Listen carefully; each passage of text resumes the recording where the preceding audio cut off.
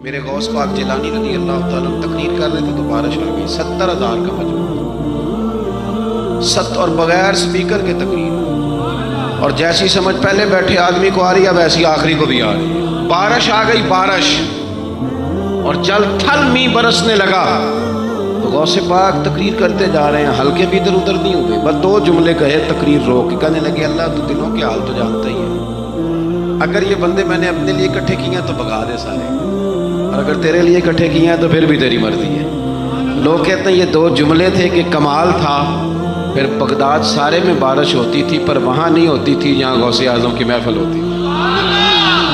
پھر نہ بادل بھی ذرا ہٹ کے برستا تھا کہ یہاں سے ہٹ کے برسو، یہاں شیخ عبد القادر جیلانی لوگوں کو مصطفیٰ کا دین پڑھا رہے ہیں، ہٹ کے گزرتا تھا۔ آپ نے باس فرمایا، تبلیغ فرمائی، 400 آدمی کاغذ قلم لے کے بیٹھتے تھے جو غوث اعظم کے بیانات لکھتے تھے، آپ جو جملے کہتے تھے وہ نوٹ کرتے تھے، 400 آدمی، تو سارے تابع دار اس زمانے میں بھی نہیں تھے، اور نہ ہی ہو تو مزہ آتا ہے، تھوڑے سے ہو نا دوسرے بھی، چلو یہی کہہ لو کہ نظر نہیں لگتی۔ اس زمانے میں بھی کچھ لوگ تھے جو کہتے تھے نہیں جی نہیں، کوئی پڑھ کے پھونکتا ہے، نہیں کوئی مسئلہ ہے۔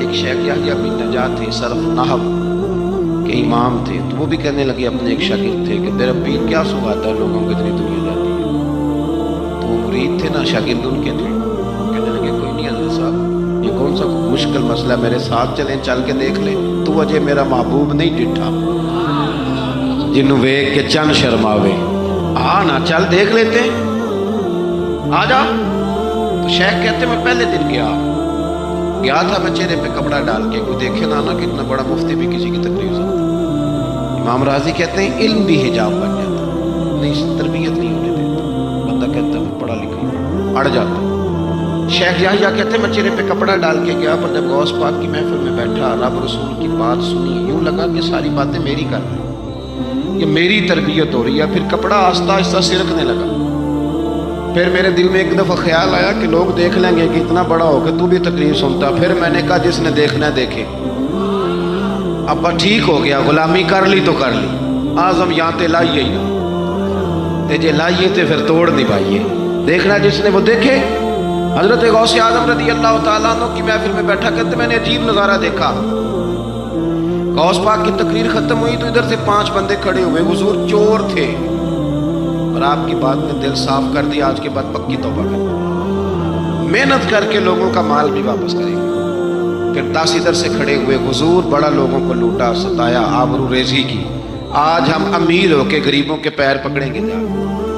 10 وہاں سے کھڑے ہوئے، حضور ہماری ماں روتی رہی پر ہم نے سنا نہیں، اور آپ کے قربان جائیں جو آج آپ نے رنگ بھرا ہے نا، آج انشاءاللہ تب تک نہیں سوئیں گے جب تک اماں دعا نہ کریں، جب تک راضی نہ ہو جائے۔ جب یہ رنگ دیکھا نا، شیخ یحییٰ کہتے ہیں میں تو پھر بدل گیا، اگلے دن میں ایک دھاگا لے گیا لمبا سارا، آج میں نے گننا ہے کتنے بندے توبہ کرتے ہیں۔ ہماری محفلوں میں نوٹ گنے جاتے ہیں، نوٹ، اور 3 بندے ہوتے ہیں نوٹ گننے والے، اور شرم آتی ہے، یہ سٹیٹس رہ گیا۔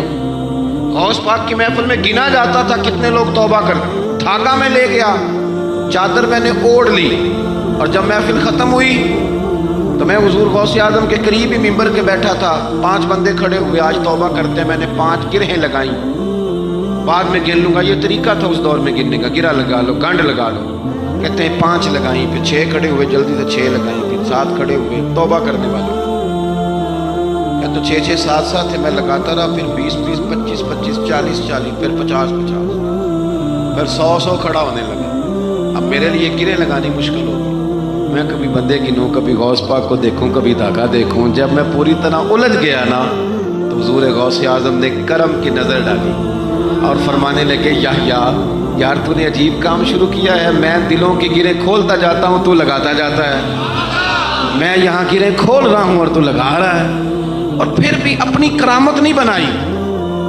بنائی، فرمانے لگے یہ میری وجہ سے توبہ نہیں کر رہے، یہ خدا کے فضل سے کر رہے، اور فرمایا یحییٰ خدا کا فضل گنا نہیں جا سکتا، شمار نہیں کیا جا سکتا، 5000 یہودی اور عیسائی۔ غوث اعظم فرماتے ہیں وہ تو وہ ہیں جنہیں میں جانتا ہوں جو میرے ہاتھ پہ کلمہ پڑھ کے مسلمان۔ آپ آج کروڑوں کی آبادی میں رہتے ہیں نا، اس لیے 5000 کو چھوٹا سمجھتے ہیں، اور اور جہاں آبادی کل 25,000 ہو، اور اس علاقے میں یہودی عیسائی ہوں ہی اتنے اور وہ سارے ہی آ کے غوث پاک کے ہاتھ میں کلمہ پڑھ جائیں، پھر آپ اندازہ فرمائیں کہ حال کیا ہوگا۔ اور جنہوں نے توبہ کری وہ تو لاکھوں میں گنے نہیں جا سکتے۔ پتہ کیا ہے، ہم لوگوں نے نا دین کو اس کے مزاج کے مطابق سمجھنا ہے، پھر ہمیں دین فائدہ دے گا۔ غوث اعظم رضی اللہ تعالیٰ عنہ صبح مدرسے میں بیٹھ کے سبق پڑھاتے تھے،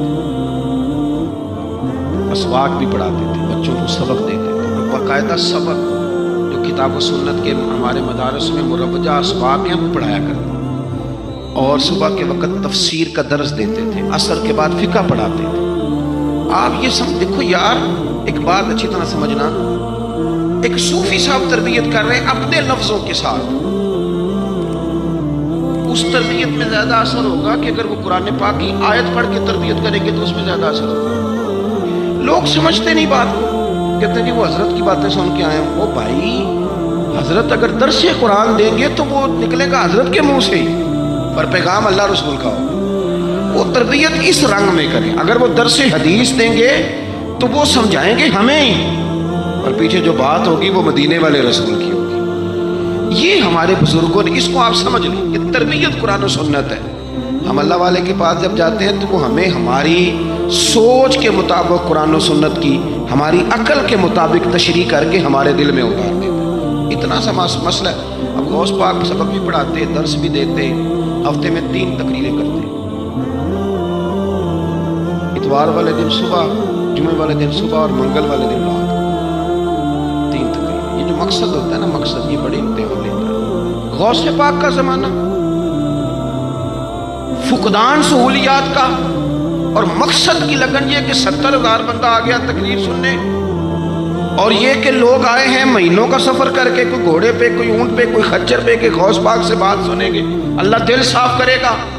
تقریر بھی تیار تھی اور اپنے بیٹے کا جنازہ بھی تیار تھا۔ جے سونا ہی میرے دکھ وچ راضی، کسی نے کان میں کہا حضور جنازہ وہی ٹائم ہے، تیاری ہو گئی اور وہی محفل کا ٹائم ہے، تو تھوڑا وقت نہ تبدیل کر لیں۔ تو غوث اعظم فرمانے لگے میرا رب کریم جانتا ہے نا کہ یہ وقت لوگوں کے آنے کا، اگر بیٹے کے لیے جناب اسرائیل کو بھیجا ہے تو جس بات میں اللہ راضی ہے میں بھی راضی ہوں۔ حضور کریں گے کیا؟ فرمایا جنازہ تیار دے کے کر کے محفل میں آ جانا، میں 4 تکبیریں پڑھ کے پتر کا جنازہ پڑھا دوں گا، تو میرا بیٹا رب رسول کے حوالے کرنا اور میں بیٹھ کے لوگوں کو اللہ رسول کا دین سکھاؤں۔ یہ لگن ہے مقصد کی، یہ درد ہے۔ اس درد میں لپیٹ کر جب لوگوں کو دین پڑھایا جاتا ہے نا، تو پھر وہ تقریریں نہیں ہوتی، پھر وہ دین روحوں تک اتر جاتا ہے۔ اس درد کے اندر جب لپیٹ کر حضور غوث پاک نے، یعنی ممبر سے اترے اور بیٹے کا جنازہ پڑھایا، پھر ممبر پہ بیٹھ گئے، پھر رسول اللہ کا دین، اور زندگی ساری دین پڑھا، اور ساری زندگی پیغام دی، اور اللہ کے بندوں سے پیار کیا، رب کریم کے بندوں سے محبت کی۔ غوث اعظم رضی اللہ تعالیٰ عنہ کشتی جہاں چلتی تھی نا دجلہ کے کنارے، وہاں کھڑے تھے تو ایک غریب آدمی رو رہا تھا۔ تو غوث اعظم رضی اللہ تعالیٰ عنہ نے اسے بلا کے کہا کیوں روتے ہو؟ کہنے لگا حضور غریبی مستقل رونے والا مضمون ہے، یہ موضوع ہی رونے والا ہے۔ سب روگاں دا روگ محمد جس دا نام غریبی، کانڈ بلا کے لنگ جاندے نہیں دوست یار غریبی، یہ عنوان ہی رونے والا۔ میں کیا کروں؟ فرمایا کیا ہوا؟ عرض کی حضور غریب ہوں، کرایہ کوئی نہیں تھا، بیٹھ گیا ہوں کشتی پہ، ملا مجھے جانتا ہے، میرے محلے کا ہے، میں نے اسے کہا پیسے بعد میں لے لینا، مجھے سفر کرا دے، لیکن اس نے کہا میں نے مفت خوروں کے لیے کشتی نہیں بنائی، نیچے اتار دے۔ حضور چلو نہ لے جاتا بات الگ تھی، لیکن سارے محلے داروں میں جو میری ذلت ہوئی وہ مجھے بڑی تکلیف کر کے، غوث پاک نے خالی تسلی نہیں دی، میری تھپکی نہیں دی، گھر گئے 100 دینار ملاح کو بلایا، اس کو 100 دینار تھما کے فرمانے لگے آج کے بعد جو غریب آئے نا اسے رسوا نہ کرنا، اسے عبد القادر جیلانی کے کرائے پہ سفر کرانا، اسے عبد القادر جیلانی کے کرائے پہ سفر کرانا، یہ کرایہ اور جب ختم ہوگا تو پیسے اور بھی دوں گا۔ لوگوں سے پیار کیا، اللہ کے بندوں سے محبت فرمائی، آنے والوں کا خیال رکھا۔